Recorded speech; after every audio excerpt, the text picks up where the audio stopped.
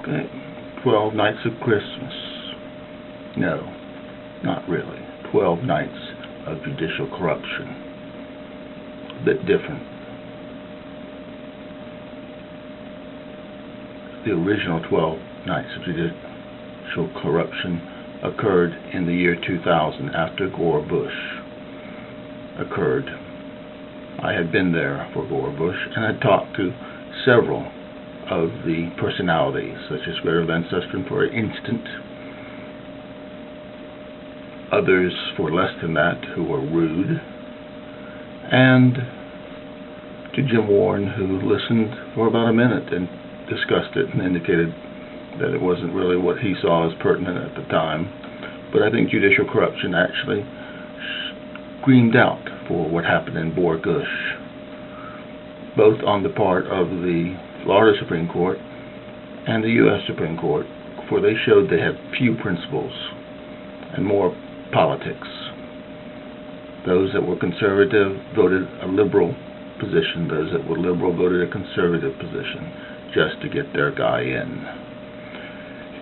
So, after that was over, I came back and, just like this one, did 12 nights of corruption, judicial corruption, that was to end on the 24th day and night, 24th night of December and the 25th morning of December, Christmas morning. It's supposed to be from 9 a.m. to 9 p.m. to 9 a.m. or thereabouts. As soon as I could get there, first couple days I stayed till 10, 11, as long as I felt it made sense. I did no blocking of sidewalks too much, and I just walked back and forth with nothing in my hand, not obstructing traffic, and with a big briefcase full of handouts should anyone ask why I was there. On the third night, nothing happened, but the third morning around 10 a.m., one of the security thugs, they call themselves marshals, but they're not sworn law enforcement officers, indicated to me that I had to get across the street and walk on that sidewalk, which of course is not true. Either sidewalk would do. And then screamed at me, "You're not going to get away with this." I knew what was going to happen, and I informed others so that they would be aware of it. I could see it coming because I knew that I was dealing with a corrupt organization. Had they been honorable, they would not have done what they did. I intentionally did not show up at 9 p.m. because I did not want an early arrest, or at least one late in the evening. I showed up at 5 a.m.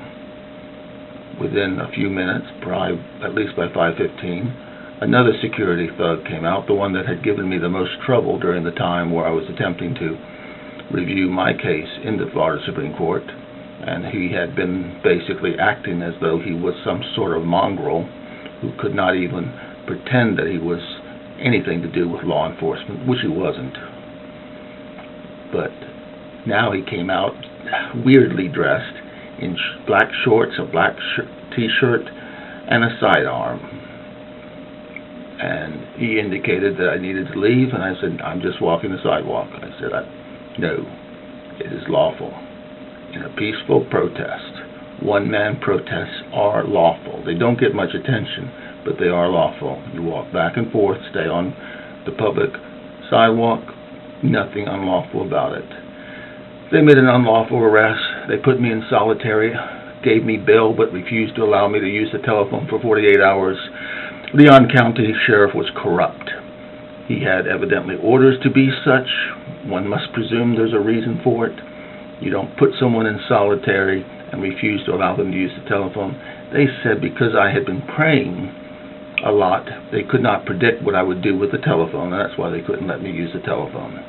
The Florida Supreme Court is corrupt, and their very actions that day, on the fourth night of corruption, the morning thereafter, that very night showed that they were corrupt. Were they run by honorable people, their security people wouldn't be doing this. It is clear that the boss of the security people must have known what they were doing. There was two of them already involved. They wouldn't have done it on their own without talking to the head guy, and I don't think the head guy would have done it without talking to his immediate superior, the Chief Justice. But in any case, that bench was already corrupt from rulings they made, or at least a bench 2 years prior made, and then made rulings subsequent to that showed they don't care what the law is. They're there to fix cases and to protect those judges that fix cases. They have intentionally misruled, and the ruling that is from the most recent one, the one that resulted in my disbarment, I put the two sentences that are most clear, even though they're false. Both, they don't represent what exactly happened at all, but they do represent a reprehensible, incomprehensible, indefensible statement that claims that you have no right to be heard, only a right to submit. How could they allow such a statement to remain as part of the judicial record? Why? Because they wanted a crime to occur in their courtroom. They witnessed a crime occur in their courtroom. They were a part of a crime occurring in their courtroom, and they should be investigated, indicted, and convicted quite easily. Every one of the 7, unless they have a defense that will work. And I can only think of one defense, and it's not even a very good one. So this is a cry out to all of you. Have people watch this tape. I'm not simply someone who has a grievance. I have dozens of grievances.